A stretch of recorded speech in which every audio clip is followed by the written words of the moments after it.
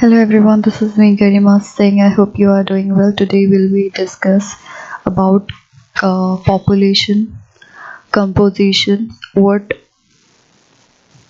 population is comprises all about, male, female, everything we will discuss here about. So firstly there is sex composition, means gender composition.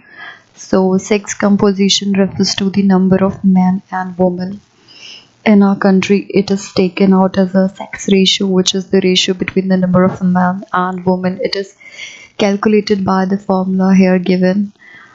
Male population, female population multiplied by 1000, or you can say female population divided by male multiplied by 100. In India, the 1000. In India, this formula is applied. So the sex ratio is in the world is 990 female per 10,000 male, with largest in Latvia where 1187 female per 1000 male, and lowest in UAE where 468 females per 1000 males. The sex ratio is unfavorable in 72 countries of the world, as there is gender discrimination leading to female foeticide, female infanticide, as well as low economic status of women. In general, Asian countries like China, India have low sex ratio, while European countries have higher sex ratio. Now we will discuss age structure.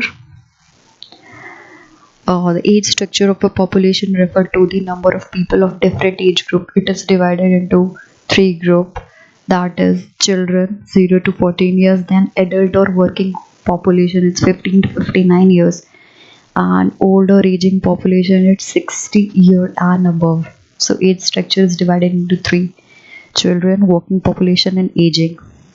Next is age sex pyramid. So the age sex pyramid refers to the number of females and males in different age groups. The characteristic of a population is shown by population pyramid. This pyramid is interpreted in the various ways. First one is expanding population, constant population, and declining population. So we will discuss expanding population. Expanding, you can say here, a triangular pyramid with a wide base due to high birth rate is mostly in less developed countries like Nigeria, Mexico, and Bangladesh. So it shows that where you get in a triangular shape and there is a wide base, so that is an expanding population. Now next is constant population, a bell-shaped pyramid and tapered toward the top shows almost equal birth and death rate like in Australia, that is constant population. Then last is declining population, a pyramid with narrow base and top of a wider central part shows low birth rate and death rate. This is in developed countries like Japan. So have a look through again. Expanding population. Here is a triangular pyramid and high birth rate. Wide base due to high birth rate. You get these in Nigeria, Mexico, Bangladesh. And expanding population where base is wide. Then constant population, bell-shaped pyramid. Here both death and birth rate is equal. You get in Australia. And next is declining population. Then pyramid with a narrow base. In expanding, the base is wide, and declining, the base is narrow. So that is declining. You get these kind of pyramid in a developed countries like Japan. Now we will discuss rural-urban composition.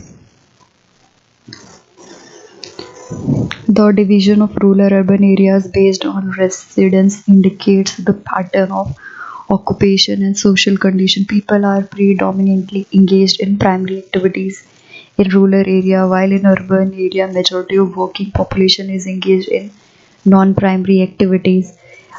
In developed countries like Canada, West European countries, female outnumber male in urban area, while in developing countries like Nepal and Pakistan it is vice versa. So that is rural urban composition. Next is literacy. Level of literate population of a country indicate the standard of living, social status of female, availability of educational facility. In India, literacy rate is the percentage of population above 7 years who are able to read, write and do arithmetic calculation, that is literate. Next is occupational structure. So this is a proportional distribution of working population age group between 15 to 59 in various occupations, that is agriculture, forestry, fishing and mining are classified under primary activities. Manufacturing as secondary activities, transport, communication and other services as tertiary, and job related to research and developing ideas are quaternary activities. In developed economics, more number of people are engaged in secondary, tertiary, and quaternary sector than primary. That was about occupational structure. Now we will discuss the questions. So let's move on to the first question.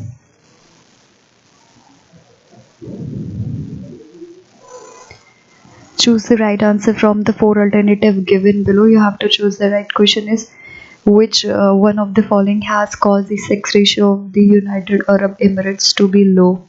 So answer would be, of course, selective migration of male working population. Then which one of the following figure represent the working age group of the population? It's 15 to 59.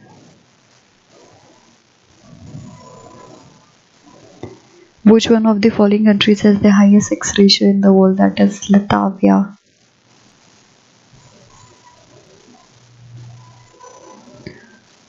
Then next is, answer the following question in about 30 words. What do you understand by population composition? So, people of any country are diverse in many respects. Each person is unique in his own way. People can be distinguished by their age, sex, and their place of residence.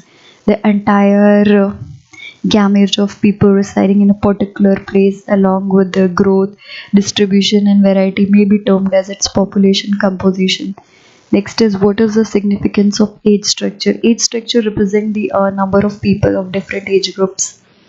This is an important indicator of population composition, since a large size of population in the age group of 15 to 59 age bracket indicates a large working population. A greater proportion of population above 60 years represent an aging population which require more expenditure on healthcare facilities. Similarly, high proportion of young population would mean that region has a high birth rate and the population is youthful. Next is, how is sex ratio measured? Sex ratio in the world is calculated as the number of male per thousand of female in a population. In countries like India, sex ratio is calculated in number of female per thousand of male. Here is the formula. I should take you back in the starting. That's the formula, and this formula is used in India. Female population, male population by per thousand males. So that's formula is used in India. Next we will discuss long question. Answer the following in 150 words that are a bit longer than second question. Describe the rural-urban composition of the population. The division of population into rural and urban is based on the residence. The division is necessary because rural and urban lifestyle different from each other in terms of livelihood and social condition. The age, sex, occupational structure, density of population, and level of development vary between rural and urban population. It's also dependent on the state of development of a country. The sex composition of rural and urban settlement varies between developed and developing countries. In the developed countries like the Western European nation, due to security and availability of jobs, women move out to urban areas. Farming is mostly mechanized there, hence men tend to stay in rural area and look after the farming activities.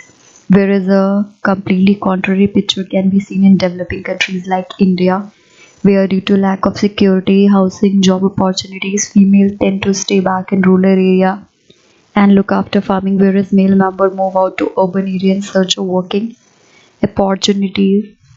Next is,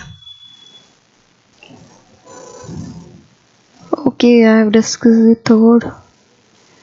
We are done with now. Second, discuss the factor responsible for imbalance in the sex age found in different part of the world and occupational structure. So, the factor responsible for imbalance in the sex age found in a different part of the world, with focus on occupational structure as all as I can discuss, or you can say as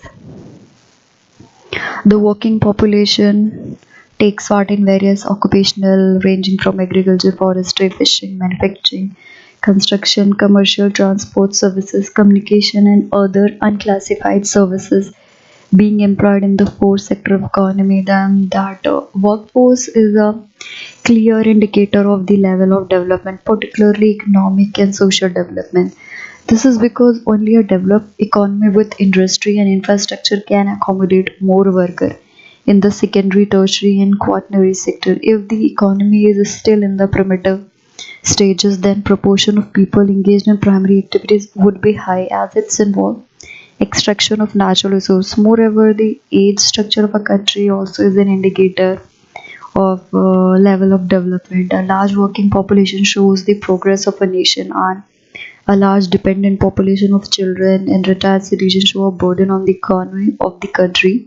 So, a higher participation of women in the secondary, tertiary, and quaternary sector also is a strong indicator of the progress of a nation. So, the sex composition of a rural and urban settlement varies between developed and developing countries.